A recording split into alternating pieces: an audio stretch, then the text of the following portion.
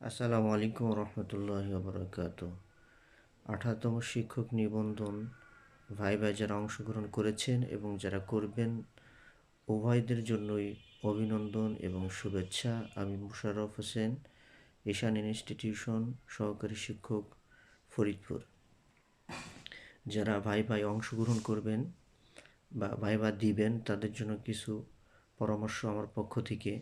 আপনারা যে বিষয়গুলো বেশি পড়বেন বা বেশি ধারণা নেবেন, সেই ক্ষেত্রে হলো নিজের সম্পর্কে এবং নিজের সাবজেক্ট সম্পর্কে, নিজে যে জায়গায় পড়াশোনা করছেন সেই বিদ্যালয় বা সেই ইউনিভার্সিটি কলেজ সম্পর্কে, ইতিহাস ঐতিহ্য এবং নিজ জেলার ইতিহাস ঐতিহ্য, আর বিশেষ করে নিজের সাবজেক্টের সর্বোচ্চ জ্ঞান বা ছোটোখাটো জ্ঞানগুলো, এটা আপনি অবশ্যই ধারণা নিয়ে যাবেন।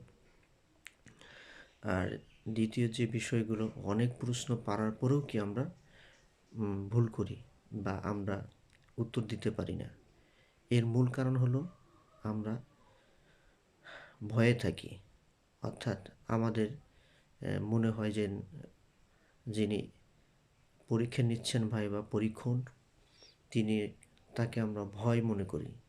এই ভয় করা যাবে না।